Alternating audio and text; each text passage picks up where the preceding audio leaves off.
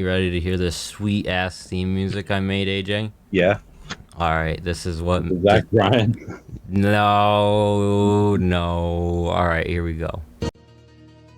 Fun time. Fun time. Fun time. Fun time.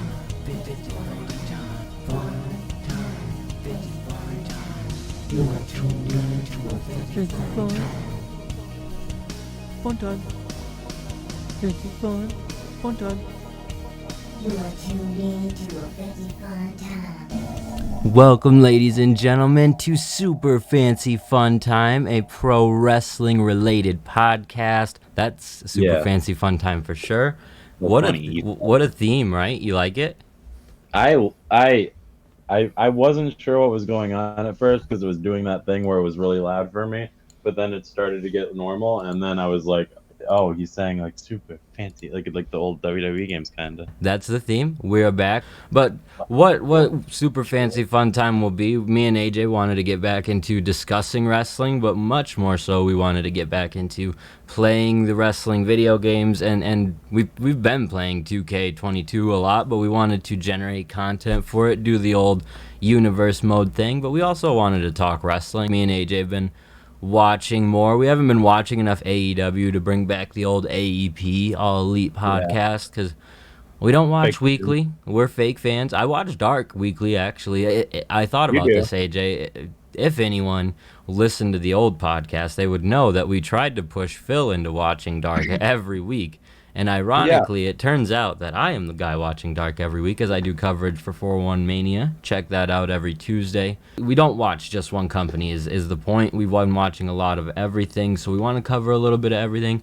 So once a week or so, we'll drop a little 10-minute podcast, if you will, discussing our thoughts on wrestling. If there's a big pay-per-view, we'll do a full recap of that. You'll be able to catch us either live on Twitch at points, or we'll do YouTube videos of us playing Universe mode, GM mode, that type of thing. We'll get Phil involved, I'm sure, but it'll probably be me and AJ for the most part. And Yeah, and that's it's all Super Fancy Fun Time. Yeah, Phil is a flake, but hey, he'll be around. He joins Super Fancy Fun Time just enough to win our major championship, hold it hostage, and then come back months later as the champion. I imagine we can anticipate a storyline like that. What we're gonna do is we're gonna tell him, hey Phil, we're just playing games, and then we're gonna rope him into doing this part. We'll pull him into the podcast part. I'm sure he'll love that. That's Super Fancy Fun Time, so we'll jump into this week's podcast part of it. Then we'll jump into 2K23. Obviously, the game just dropped. AJ hasn't gotten to see any of the new stuff. I don't know shit. I haven't gotten to dive into much. I've seen a little bit of the My Faction mode. I did see what you could edit on War Games, which isn't enough for me to get too excited about, but we'll get into that in a minute. Let's talk about this week in wrestling, AJ. First and foremost, I guess we should jump back a week prior, talk about MJF versus Danielson. That was a great match. Everybody loved it. Did you enjoy the whole pay-per-view overall? Was that match the big selling point for you? What were your thoughts on all that? I actually there were maybe two matches I really thought were pretty cool. I didn't watch Hangman versus Moxley. I feel like I would like Hangman versus Moxley because you know how like on Twitter right now there's a bunch of people being like that match sucked, and there was a bunch of people being like that fucking ruled. I feel like I would be in the latter camp. The positivity side. I think Yeah. you're right. I don't know which side I'd be in. I didn't catch all the matches. I did watch the main event. I agree with the general sentiment that that match was well done. There was a lot of interesting stuff you hadn't seen in a Iron Man match before that made a lot of sense that they did, so I liked that. Overall, I mean, I think you and I have lost touch with AEW a little bit, like a lot of people have. I'm not going to sit here and bury it because I think the purpose of us covering multiple companies Even is Dave to... Meltzer buried it a little bit. It's okay to say because he said even what you said on Twitter about the stories, like they're just not emphasizing any stories, and they have stories, but they're not showing them off or explaining them to you, and it's kind of like, how do I follow this, man? And it's they're in a tough spot because They are. You shouldn't have to be compared to the bloodline thing and everything, but Right. that's kind of what you're going to be compared to, in the fact that there's no story that you really care about, that you want to tune in to see oh, what's happening next with this guy? And again, that might be because we're out of touch with the product a little bit. That too. But the main point of us covering variety of shows is not to focus on the negatives. So again, that match was great. I didn't tune into the rest of the pay-per-view, so I don't have a lot to say about it. I didn't catch much of Dynamite this week. Dark on last week was really quick. The other match, the surprise good match to me, was Christian Cage and Jungle Boy. That was actually pretty sweet. And that makes sense. Those two are good wrestlers. The story to that, unfortunately, isn't as good as it should be. I don't know. Again, like, we haven't, you know what I mean? We've been out of touch a little bit where I was going to say I could see someone who's been watching being like, screw you guys, that story's been awesome. To me, it hasn't been great, and the best stuff has been, like, just Jungle Boy and his family swearing at Christian Cage, and that was months ago, so who knows what's happened since then. Right. And I think that got stalled a little bit by injuries and stuff too. So it did, not necessarily their fault. As I was saying though, for as far as last week's Dark went, it wasn't bad. And I'm gonna come into this every week in terms of here's your Dark report. Was it completely forgettable or not? This week's wasn't completely forgettable because they did tape it in front of a live audience. That's a sweet difference they have going on with Dark. Is when they do tape it in front of a live audience, it's much more entertaining. You get to see a higher quality match between a lot of these guys. AJ, have you seen the stuff about Bray Wyatt? Yeah, I have, yeah. What do you think? You think he no-showed? You think he's hurt? You think he's going to be at Mania? You think what's going on? I don't. I honestly, I couldn't give you the first idea, but like they say he's hurt. That's what the Sat Man says. That is what the Sat Man says. That does make sense to me. I feel like they're not gonna start a WrestleMania program and be like in the 19 days away from it, be like, oh no, this is too far, Bray. I think they're just gonna go with it even if it sucks. So I feel like he's probably just hurt, I guess. Yeah. But I can see them being like fed up with him or him being fed up with them. Well, one thing I did see was somebody talking about how Vince is back in the fold, and that could have been something that stifled some of Bray's creative ability at this point, which, I mean, if that is the case, I can't even blame whoever's in charge, Vince, Hunter, whoever, because this Bray Wyatt stuff just hasn't been hitting for people. No, it sucks. People, I don't know what they expected people to do, because people didn't really like this stuff where it was going before when he had left, and he comes back and is kind of leaning into some of the same shit that people didn't enjoy. So I don't know, it was exciting to have Bray back, but what it's turned into is not what people wanted at all. No. It was really cool in the beginning because it seemed like, oh, he's just gonna be a wrestler guy now, he's gonna be himself, and then he was like, nope, and it was like, yeah, back to spooky character. And so in terms of characters or talent who have returned and been exceptional, Cody's promo was fantastic. His whole return since the Royal Rumble has been great,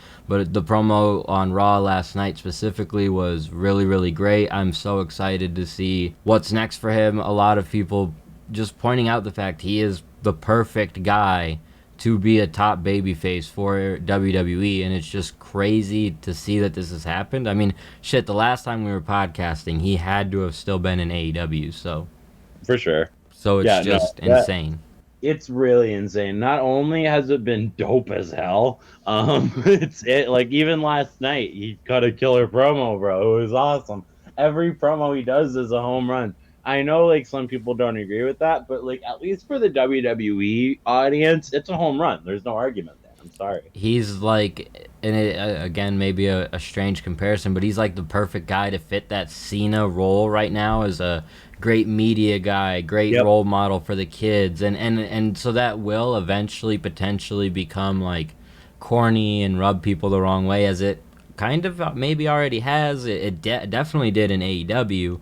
But he fits that role so perfectly for WWE that is something they needed for a while. I mean, they tried it with Roman, but it didn't work because it wasn't organic. This seems to work so well, and it's almost perfect right now for WWE because they have two guys on both sides of that fence, where you have Cody, who could cater to the kids and to the women, if you will, and Roman, who also caters to the women, but like the people who want to cheer for a bad guy. And I would say the kids like Roman too, though. Now I don't know why though, because he's the bad guy, but also a lot of kids love him. Maybe the Sammy thing rubbed off a lot, where kids started to like him or open up to him. I mean, kids probably liked him a lot too before then, because he's a guy who wins a lot, so kids get behind that. But I think that it's just very cool that there's two dynamics where almost good guy, bad guy, and Roman and Cody, who can be two top guys, were with Cody or sorry, with Cena for so long. There wasn't really that alternative foil of a guy who could sort of be the bad guy. And neither one are. I mean, Roman is a bad guy for sure in the shit that he does. The thing you had was Edge, but like the thing with Edge is Edge was like full heel. Like, Edge is a Roman great has this example. cleaner vibe about him to me, where it's like people, like, you know how like The Rock was a heel, but people still like The Rock. Mm-hmm. It's like that with Roman. The Roman's a heel, but there are people who still love Roman, and like you have a dichotomy there. Whereas Edge, I feel like he just got mad heat, and that was seen as foil. Yeah, that's a great point. Though Edge is a great example. It's just that Edge, I don't think had that longevity. He was at the top. They just got separated with the brand split and everything. I don't know. We'll see how it plays out with Cody and Roman, but it's still very cool to see nonetheless. I'm excited for WrestleMania, excited to see where that goes. My last topic for this week, somewhat potentially related to WrestleMania. I think it's WrestleMania weekend. The ROH pay-per-view shaping up pretty well, but the weekly show is just too long for me. Long, bro. 2 hours. I wanted it to be an hour. I wanted it to be like, I can watch ROH for an hour every week. That sounds awesome. And then it was 2 hours, and I was like, oh, man. It just does. I get it No to an commercials. extent, but there's no commercials, which it's weird that we're complaining about that. But there's just no break time in between the matches and to set stuff up. And 2 hours is a long time compared with added everything else into it. 2 hours of Dynamite, an hour of Dark Elevation, and like Rampage too, an hour of that. It just seems like a lot. It seems like if I wanted to check out Ring of Honor and get excited for that product, an hour would be good. So it's strange to me, the 2 hour thing. Pay-per-view does look really, really awesome though, and that's what maybe has me bummed out about how long the weekly show is. I would love to fit it in to like get caught up on this Eddie Kingston Claudio stuff, but I'm not gonna sit through an hour. Stuff. Yeah, that's it. I'll skip through and find the stuff I want to see, because I'm not gonna sit through 2 hours of it to see Eddie versus Claudio, even though I'm super intrigued with it. There's just so much, there's so much wrestling that it's the best way to consume it all is by clips, like watching the Bloodline stuff, watching the stuff you enjoy, checking out even some of the stuff with the Elite on AEW, that just checking out what's going on that's important seems to be the way to go, because there's so much that it's hard to consume it all. Not too much, obviously. It's great that there's a lot. It's just like, it's nice to have options and to be like, oh, I'm not enjoying what's going on in Dynamite per se, so I would like to watch this Eddie Kingston Claudio stuff. And so that's what really opened me up to ROH, because for a little bit there I was kind of like, I don't love that it's the same but different, right? Because it's still booked under Tony and blah, blah, blah, blah, blah. But realistically, I kind of like that it's booked under Tony. We've had this discussion, AJ, you and I, before, but I think I prefer it, even though it would be nice to have another alternative company. It's still an alternative company, but I have that comfortability in his booking. Even though his storytelling isn't the best to me, I can trust that he's not going to book this Claudio Eddie thing into some shit show. It will still be entertaining. It will still be good. In the past, even in Ring of Honor, you've seen some clusterfuck shit happen. So yeah, I mean, Tony's susceptible to that type of booking too, but it's not like if we're on Impact, there is just some stuff I see booked and I'm like, why?